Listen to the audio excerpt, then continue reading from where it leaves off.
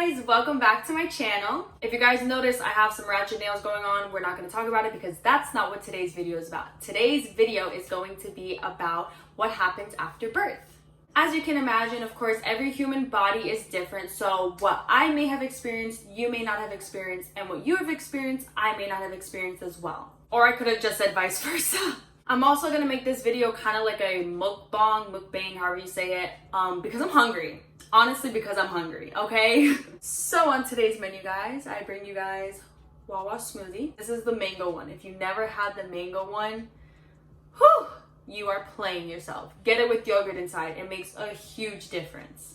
And I also have a Wawa hoagie, sub, whatever you call it. And I also got a side of pickles because if you don't know, I love pickles.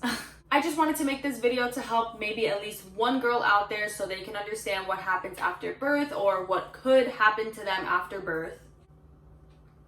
Ooh, this girl made it so good, I could tell. But enough rambling, guys. I'm hungry. I'm sure you guys want this video to start already, so let's just jump right into today's video. This is how after birth life was for your girl. It's funny because actually after I gave birth, my boyfriend went to go get me Wawa because that was my first craving. After I gave birth, they wheeled me back into the delivery room because I ended up giving birth in the OR room. Now, one of the first questions that I had before I gave birth was, what happens when you need to pee, girl? At some point, you're gonna have to use the restroom, right? But if you're pushing and you're in labor and all that, how are you gonna get up to go to the bathroom? Especially if you have an epidural, how are you gonna pee? Now, to some, this may have been obvious, but honestly, I've never really been to the hospital like that. I don't really know much about that kind of stuff, so it wasn't obvious for your girl. They hook you up to one of those pee bags. I don't even know what they're called. I don't know the scientific doctor terminology, but they hook you up to one of those pee bags. That's not food in my teeth, that's my little salmon. So while you're in labor, you can't eat anything. The only thing that they let you eat is ice. So of course, ice is water, and as you imagine, eating a lot of ice, you end up having to use the restroom. So it just all goes into the little bag. But after you give birth, they take off that little bag, and obviously you are able to use the restroom. For me, once I gave birth, right away I had to go to the bathroom. Once I got to the delivery room, I was like, guys, I need to go to the restroom. What are we gonna do? They put a bucket right under me, and I just peed literally like, not on the bed, but like laying on the bed in the bucket right under me.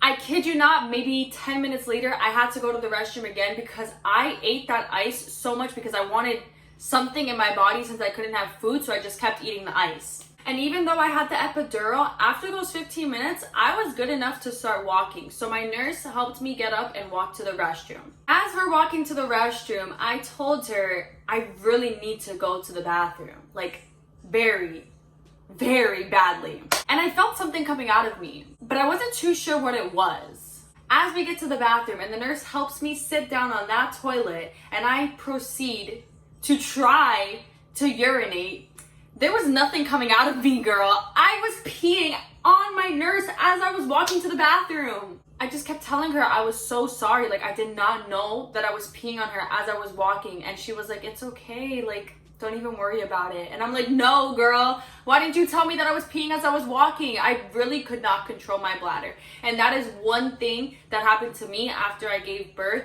I think for 3 weeks, I could not control my bladder for the life of me. That's not the first time that that's happened to me. We came back from the hospital on a Friday, and his family came over that next Saturday. I was pumping with Livan and his sister in the room. As I finished pumping and cleaning and getting everything ready to go back outside with the family, I'm standing and I tell Livan, I really have to go to the bathroom. Tell me why the minute I said that, I just instantly let go of everything. I was genuinely embarrassed, and also his sister was right there. It was really embarrassing to just literally let go of my whole bladder on the ground in front of both of them. Like, why couldn't I make it to the toilet? I could not control my bladder for nothing. This mukbang was probably the worst idea because I eat really slow. So another thing that happens after birth, and I do think this kind of happens to everybody, is if you're breastfeeding, So when you first start breastfeeding, of course, especially if you're a first-time mother, the nurses will help you out, teach you, how to put the breast into the baby's mouth and to make sure that they're sucking and getting the milk out and everything. Now, girl, what they failed to tell your girl is that you get contractions as you're breastfeeding. Now, for me, it only happened the 2 days that I was at the hospital. After that, I didn't have that feeling anymore. But those 2 days at the hospital when I was trying to breastfeed my son, nobody told me that I was getting contractions all over again from breastfeeding. I remember when I was breastfeeding my son, I called the nurse and I was like, I'm having contractions again. What's going on? I know I'm not having twins. Like, what is going on, girl? She goes, oh, honey, it's normal. That's how you're supposed to feel once you're breastfeeding your baby. You're telling me that I'm gonna be in pain as I breastfeed my son? Okay. But like I said, for me, it only lasted those 2 days. So honestly, I didn't really feel anything after that. I also just wanna say that breastfeeding is a full-time job. It is okay if you cannot breastfeed, if you don't produce enough milk, or if it's just too much for you. It is very overwhelming, and I wish someone had told me that beforehand. I only breastfed for about 3 weeks. It was honestly really, really draining, but I did pump a lot, and here we are 4 months later with breast milk still for my baby boy. Even though I only breastfed for 3 weeks, girl, nobody told me that I leak as if I'm just shooting out milk for free. I knew that I was gonna leak because I looked into breastfeeding so I can have a little bit of knowledge on it. But girl, when I tell you that I was not prepared to wake up to a puddle of my breast milk just on my bed, I was not ready. So here's a picture of what a normal spillage, I guess, would be. Now, when I would go to sleep, and obviously you're sleeping for maybe 2 hours at that, but those 2 hours you didn't pump anything out, he didn't drink anything out of you, so the milk builds up and the milk leaks out of your girls. So when I would wake up, I would look a little something like this. My boobs would be like stuck to my shirt. My bed would be wet and uncomfortable. Like, girl, once you become a mom, or if you are becoming a mother, or whatever the case may be, you'll truly understand that it is a full-time job. It is okay to formula feed your baby. Just as long as your baby is being fed, that is all that matters at the end of the day. Now, I feel like this one is a very big question. What happens about the down there? What happens to your girl? What happens to your kitty? What happens to her? What happens to her? Because I don't know about you, that was one of my big questions. Like, is my girl gonna look normal? Is she gonna snap back to what she was before she even had a baby come out of her? Is she gonna feel the same when I have sex? Well, not for me. Well, yes, for me, but also for him. You know what I mean. Now, baby girl, let me clear up some of the air for you. For me, by the grace of God, I did not tear when I gave birth. I genuinely think because I didn't tear, I had a very easy breeze down there. I didn't experience the thing where girls go through first degree tears, second degree tears, like rips all the way to their butthole. Like, I didn't experience that. So I really don't know what much to tell you guys about the whole down there thing, because she was very normal. I'm gonna be 1,000% honest with you guys. She was very normal. At the hospital, they provide you with probably the biggest pad I've ever seen in my whole entire life. It basically should have been a diaper at that point. But it's for a good reason, because you bleed so much, girl. I bled so much those first 2 days. I looked like I killed somebody. Like, I could not fathom how much blood was coming out of me. On top of breastfeeding, you're getting the contractions and everything, more blood comes out. Girl, there was so much going on. But once we got home from the hospital on day 3, my bleeding lightened up a lot. I went to the thin pads, whatever they're called. I don't know, like the number size. I think it's like a size 3. And after that, I think I was bleeding for about 2 weeks. And after that, the bleeding stopped. I don't know if this is much of a mukbang, because I think they eat and talk, but I don't want to talk with food in my mouth like that. Excuse me. And then for me, the sex, I don't know. To me, it feels a little bit better than what it felt like before. If that's a little TMI, sorry boo, but just to let y'all know, I don't feel like I got loose like everybody says. Like, you know, it's usually the ignorant little boys that are like, once you give birth, their vagina is never the same. Listen boo, I just gave birth to a whole human. I created life, okay? His head, his arms, his legs, his nose, his everything came right out of my vagina and it went right back to girl. So she was just swollen. Oh my God. When I tell you, it literally looked like I had another head down there or something. It was so swollen. I didn't even want to be near my down there. I wanted it to be detached from me. Once I took a shower at the hospital, I had to look because I wanted to see what was going on down there. What am I working with right now? Oh my God. Oh my God. I was like, yo.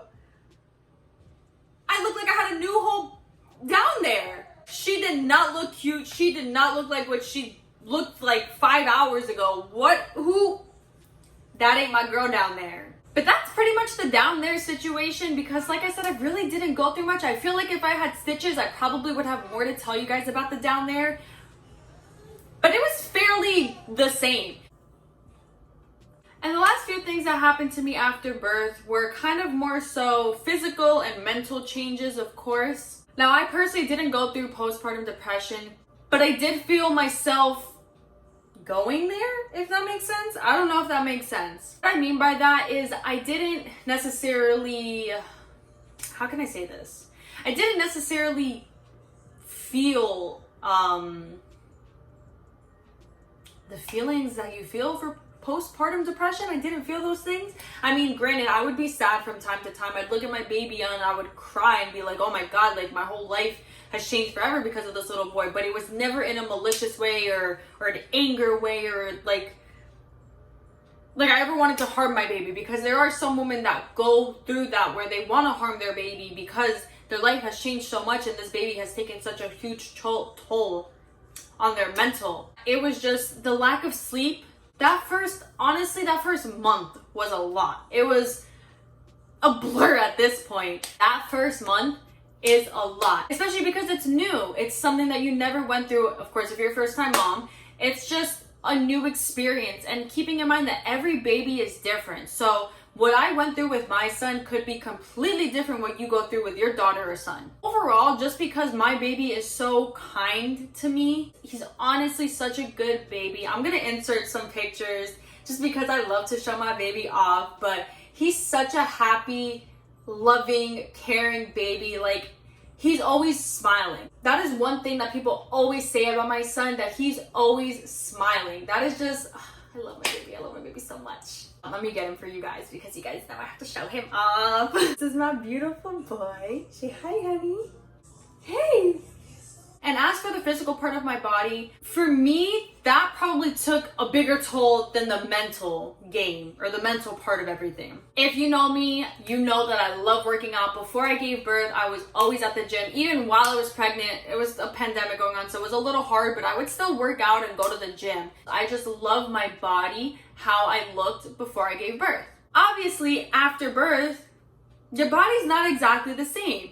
I just had to remind myself that I created life. I made a human come into this world. Like, I did that. My amazing boyfriend would just always remind me how beautiful I am and how amazing of a mother I am, and just give me such kind words that would help lift me and make me feel better. To see such a big change, it really, like I said, it bothered me more than anything mentally. And it's crazy. It's crazy. Because of course, after you give birth, your round belly, since there's nobody in there, it ain't as round. It just becomes a little bit of jiggles. But that's okay, because guess what? Now that I'm 4 months postpartum, I have been working out and I'm gonna continue to work out, and I'm just gonna get back to where I was. Anyways, guys, that's pretty much all I went through after birth.